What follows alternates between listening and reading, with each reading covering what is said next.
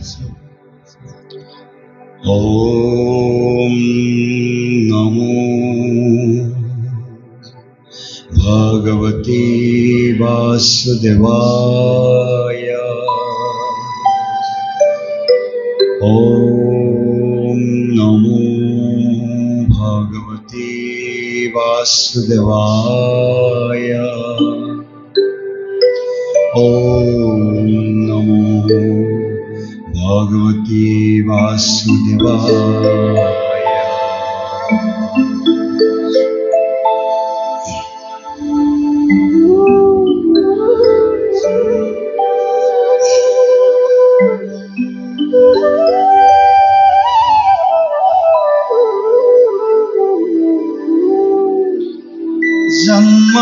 Janmadasya yatu annaya ditarata sarthe subhigosara tene brahma hrida jati koye mujjantiya suraya teju bari mridang ryatha brinimoyo yatta tishargu omrisa dhamna shrena sarani rasra guhakam satyam param dhimahi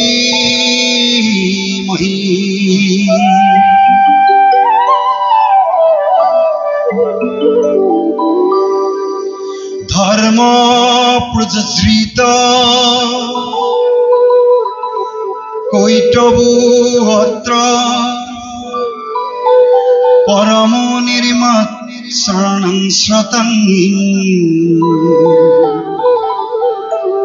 Vredam Vasrava Matra Vastu Shivadram Trapatra Yunmalanam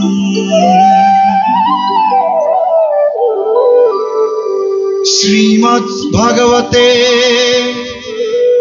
Mahamuni Kite Kingma Poirarishar Shaidru Hira Aridrate Atra Kriti visu susubi straskana Nigam kalpataru Galitam phalam Sukamukhat dharmidharva samyutam Priyat bhagavatam rasamalayam Muhuruhu rasika ubhibhavuka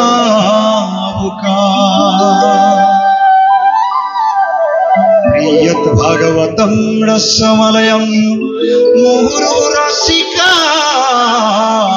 ubhibhavuka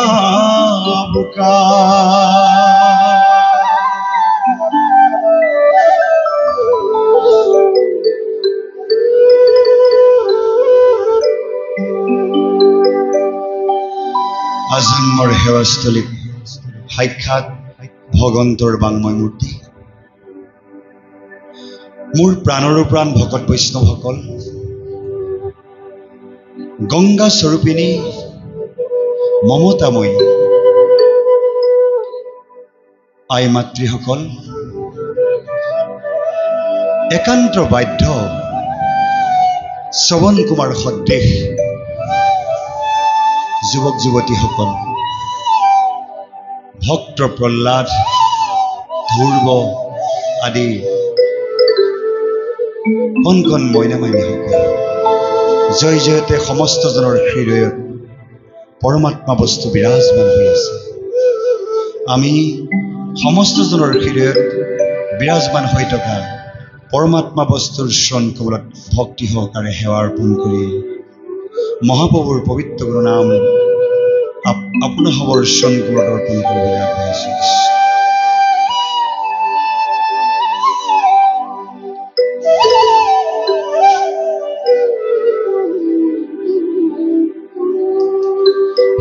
namaste.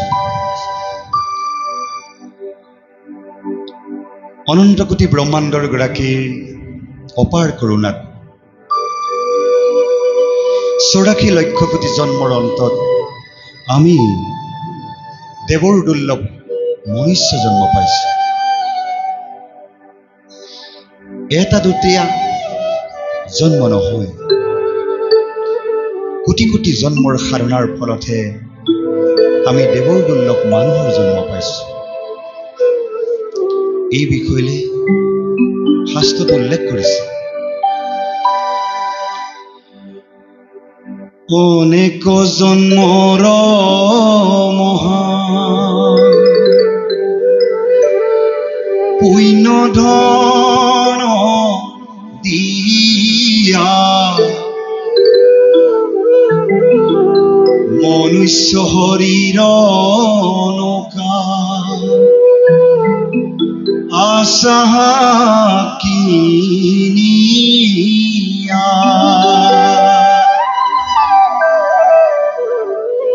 আমি যে এই দেৱৰ দুৰ্লভ মনুষ্য জন্মটো পাইছো, এটা দুটা জন্ম নহয়, বহু জন্মৰ বহু সাধনা মহাপ্ৰভুৰ চৰণত অৰ্পণ কৰাৰ পাছতহে আমি এই দেৱৰ দুৰ্লভ মানুহৰ জন্মটো পাইছো। এবাৰ ভাবি চাওক, কীট পতংগ, গছ লতিকা, পশু পক্ষী, এই সকলো জন্ম লোৱাৰ পাছত আমি জীৱশ্ৰেষ্ঠ মনুষ্যৰ জন্ম পাওঁ। এই জন্ম পোৱাৰ পাছত যদি আমি ঈশ্বৰৰ চৰণ সেৱা নকৰোঁ, ভোগবিলাকত আসক্ত হৈ সংসাৰ ধৰ্ম পালন কৰি এদিন এই সংসাৰ ত্যাগ কৰি গুচি যাওঁ, পুনৰ আমি সেই জন্মবিলাক ল'বগৈ লাগিব যিবিলাক আমি এৰি থৈ আহিলোঁ। শাস্ত্ৰত এই বিষয়ে পুনৰ উল্লেখ কৰিছে।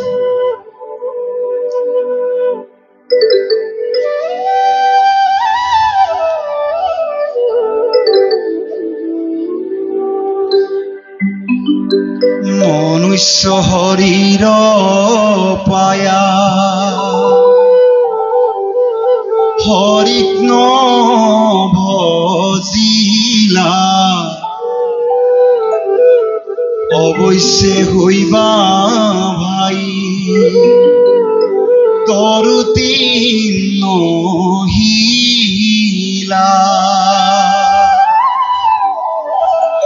এই দেৱৰ দুৰ্লভ মানুহৰ জন্মটো পোৱাৰ পাছত আপোনাভাৱে যদি ঈশ্বৰ সাধনা নকৰে, পুনৰ এই তৌতীৰ্ণশীল হৈ জন্ম ল'ব লাগিব বুলি শাস্ত্ৰই বাৰে বাৰে ঘোষণা কৰিছে। প্ৰশ্ন হয়, আমি জীৱশ্ৰেষ্ঠ মানুহ হোৱাৰ পাছত আকৌ জানো তৰুতীৰ্ণশীল হৈ জন্ম লওঁ? ভাগৱত শাস্ত্ৰত উল্লেখ আছে, কুবেৰৰ সন্তান নল আৰু মণিগ্ৰীৱে মহামণি নাৰদক সেৱা শুশ্ৰূষা নকৰাৰ কাৰণে, ঋষি হিচাপে যথাযুক্ত শুশ্ৰূষা নকৰাৰ কাৰণে অভিশপ্ত হৈ গছ হৈ জন্ম ল'বলগীয়া হ'ল। আপোনাভাৱে ৰাস চাইছে, ৰাসত নিশ্চয় দেখিছে, কৃষ্ণক যেতিয়া যশোদাই উৰালত বান্ধি ৰাখে, কৃষ্ণই সেই উৰাল টানি লৈ যেতিয়া যজা অৰ্জুন দুজোপাৰ মাজত আবদ্ধ হৈ পৰে, যেতিয়াই টানি দিয়ে সেই অৰ্জুন দুজোপা উঘাল খাই পৰে। তাৰ পৰাই কুবেৰৰ পুত্ৰ অভিশপ্ত নল আৰু মণিগ্ৰীৱ আবিৰ্ভাৱ হয় আৰু ভগৱন্ত প্ৰভুৰ চৰণত সৎসেৱা হৈ জনাই বৈষ্ণৱৰ অপৰাধ লগোৱাৰ বাবে আমি গছ হৈ জন্ম হৈ এই ধৰাধামত থাকিবলগীয়া হ'ল। আজি সন্তে আপোনাৰ পৰশ পাই আমি মুক্ত হৈছোঁ। প্ৰভু আজ্ঞা কৰক আমি দেৱলোকলৈ গমন কৰোঁ। কুবেৰৰ পুত্ৰ নল আৰু মণিগ্ৰীৱে বৈষ্ণৱক অপৰাধ লগোৱাৰ বাবে এটা ভাল সেৱা শুশ্ৰূষা নকৰাৰ কাৰণে যদি গছ হৈ জন্ম ল'ব পাৰে, আপুনি মই প্ৰতিটো ক্ষণ প্ৰতিটো পলত কিমান পাপ কৰিছোঁ তাৰ কোনো সীমা নাই। আমি যে গছ হৈ জন্ম ল'ম তাৰ কি মানে আছে? আকৌ চাওক, গৌতম মুনি ভাইজা অহল্যাই যেতিয়া কুটিৰত দুপৰ বেলিকা অকলশৰে আছিল, দেৱৰাজ ইন্দ্ৰই অহল্যাৰ ৰূপ যৌৱনত মুগ্ধ হৈ গৌতম মুনিৰ ৰূপ লৈ অহল্যাৰ সতীত্ব হৰণ কৰে। স্নান কৰি আহি গৌতম মুনিয়ে যেতিয়া দেখিলে যে তেওঁ মৰমৰ ভাৰ্যাক ইন্দ্ৰই সতীত্ব হৰণ কৰিছে, লগে লগেই গৌতম মুনিয়ে ইন্দ্ৰক সহস্ৰ যৌনি হ'বলৈ অভিশাপ দিলে আৰু মৰমৰ ভাৰ্যা অহল্যাক শীল হৈ থাকিবলৈ অভিশাপ দিলে। অতি প্ৰতিব্ৰতা ধৰ্মপৰায়ণ অহল্যাই যেতিয়া অনাকাংক্ষিত এটা ভুলৰ বাবে শীল হ'বলগীয়া হ'ল, আপুনি মই যে আমাৰ কৃতকৰ্মৰ দ্বাৰা এদিন যে শীল হৈ নাথাকিম তাৰ কি মানে আছে? যেতিয়াই অহল্যাই গৌতম মুনিৰ চৰণত কাকুতি মিনতি কৰি ক'লে, হে স্বামী, মই জানি বুজি ইন্দ্ৰৰ লগত সহবাস কৰা নাছিলোঁ, অবিকল আপোনাৰ ৰূপ লৈ মোক চলনা কৰি মোৰ সতীত্ব নষ্ট কৰিলে, মোক ক্ষমা কৰক স্বামী। আকস্মিকভাৱেই অভিশাপ দিয়াৰ বাবে গৌতম মুনি মনত অকণমান দুখ লাগিল, লগে লগে অহল্যাক বাক্য কৰিলে। যেতিয়াই প্ৰভু ৰামচন্দ্ৰই বনবাস খাটি বনত ঘূৰি ফুৰিব, অহল্যাৰূপী শিলত যেতিয়া তেওঁ চৰণ কমলৰ পদৰেণু পৰিব, তেতিয়াই তুমি মুক্তি পাবা। আমিতো অহল্যাৰ দৰে মহাসতী নহয়, ইমান পুণ্যৱন্তও নহয়, আমাৰ কৰ্মৰ ফলত আমি কেতিয়াবা শীল হৈ থাকিব লাগিব। সেইকাৰণে আমি নিয়ম সংযম ৰক্ষা কৰি ঈশ্বৰৰ চৰণ সেৱা কৰিবই লাগিব। সেইকাৰণে মহাপুৰুষ শংকৰ গুৰুজনাই আমাক এই সেৱাস্থলী ব্যৱস্থা কৰি সৎ সংগত ঈশ্বৰৰ গুণগান কীৰ্তন চৈতন্য কৰিবৰ বাবে ব্যৱস্থা কৰি গ'ল। পুনৰ শাস্ত্ৰত কৈছে, মনুষ্য জন্ম পোৱাৰ পাছত যদি আমি হত্যা হিংসা লুণ্ঠন আদি কৰ্মত লিপ্ত হৈ জীৱনৰ মূল্যৱান সময়বিলাক নষ্ট কৰি পেলাওঁ, এদিন আমি সিংহ বাঘ কুকুৰ হৈ জন্ম ল'ব লাগিব। এই কথা কৃষ্ণদেৱে গীতা শাস্ত্ৰত অৰ্জুনক গীতা জ্ঞানৰ দ্বাৰা আমাৰ বাবে এটা বাৰ্তা ৰাখি থৈ গ'ল। কৃষ্ণদেৱে কৈছে, তমু গুণে অন্ধে থাকি কৰে হিংসা কৰ্ম, সিংহ বাঘ কুকুৰ তাহাৰ হৈ জন্ম। আমি তমগুণত থাকি যদি হিংসা অসূয়া এই কামবিলাকত লিপ্ত হৈ থাকোঁ, আমি নিশ্চয় এই সংসাৰত পৰিভ্ৰমণ কৰি থকা সিংহ বাঘ কুকুৰ আদি জীৱ জন্তুৰ জন্ম লৈ আকৌ কষ্ট পাই এই সংসাৰতে লিপ্ত হৈ থাকিব লাগিব। সেইকাৰণে এই জন্মবিলাকৰ পৰা আমি হাত সাৰিবৰ কাৰণে মহাপুৰুষ শংকৰ মাধৱ যোজনা গুৰুৱে আমাক ধৰ্মশাস্ত্ৰ আমাৰ বাবে এৰি থৈ গ'ল, যাৰ দ্বাৰা আমি এই সাংসাৰিক কৰ্মৰ মাজতে ঈশ্বৰ সাধনা কৰি ঈশ্বৰৰ ৰাজ্যত প্ৰৱেশ কৰিব পাৰোঁ।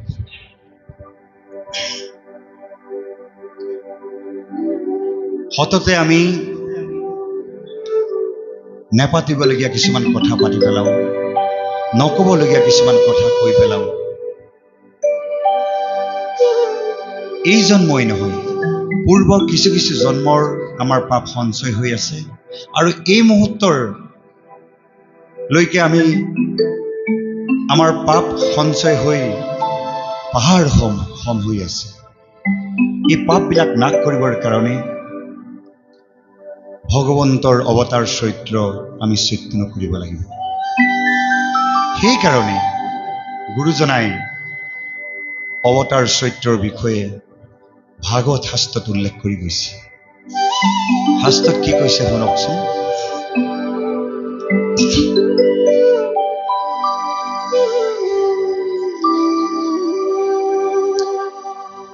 অনাদি জনমে জীৱে কুকথা শুনয়, তাৰ মলে কৰ্ণপথ বান্ধিয়া ছয়। অৱতাৰ চৰিত্ৰে তাহা কবি নাক্ষয়, মিলে মহোদয় কৃষ্ণ পাৱে ৰতি হয়। এই জন্মই নহয়, কোটি কোটি জন্মৰ আমি পাপ সঞ্চয় কৰি ৰাখিছো। মনুষ্য জন্মটো হৈছে মুকুতিৰ দুৱাৰ, কাৰণ মনুষ্য হৈছে জীৱশ্ৰেষ্ঠ। এই জন্মতে সৎগুৰুৰ আশ্ৰয় লৈ সৎসংগত থাকি শাস্ত্ৰ অধ্যয়ন কৰি ঈশ্বৰৰ নাম জপি ঈশ্বৰৰ ৰাজ্যত প্ৰৱেশ কৰিব লাগিব। সেইকাৰণে গুৰুজনাই অৱতাৰ চৰিত্ৰৰ কথা ভাগৱত শাস্ত্ৰত উল্লেখ কৰি গ'ল। ভাগৱত শাস্ত্ৰৰ প্ৰথম স্কন্ধৰ পৰা নৱম স্কন্ধলৈ এটা প্ৰস্তুতি।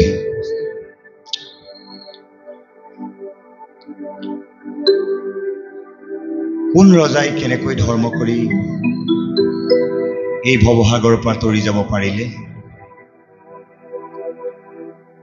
কোনে কেনেকৈ ভক্তি কৰিলে, এই প্ৰাথমিক জ্ঞানখিনি প্ৰথম স্কন্ধৰ পৰা নৱম স্কন্ধলৈ উল্লেখ কৰিছে।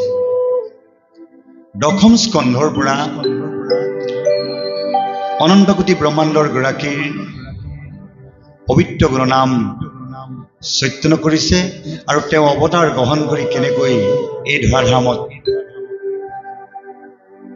সংসাৰ ধৰ্ম পালন কৰিলে সেই বিষয়ে উল্লেখ কৰি গৈছে।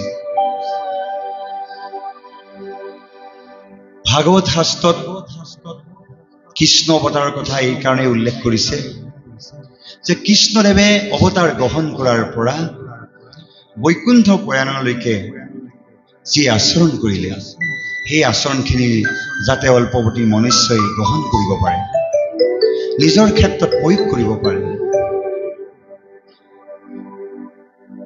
শাস্ত্ৰত এই বিষয়ে কৈছে, আপুনি আচৰয় আনকো শিকায়, ইহাক ভাগৱত ধৰ্ম সাধু লোকে কয়। ভগৱন্তই নিজেই অৱতাৰ গ্ৰহণ কৰি নিজেই আচৰণ কৰি আমাক শিকাই যাবৰ বাবে এই ধৰাধামত জন্মগ্ৰহণ কৰিলে। সেই প্ৰভু সমস্ত আমি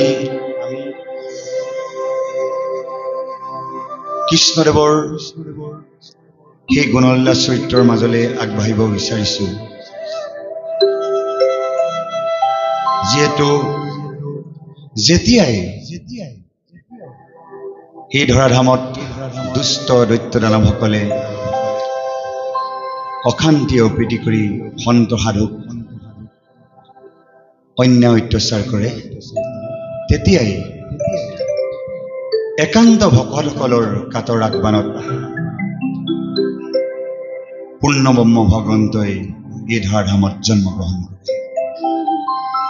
আহক আমি মহাপ্ৰভুৰ চৰণ কমলত জয় জয়তে এভাগী গীতেৰে অনুষ্ঠান ভাগ আগবঢ়াই নিওঁ।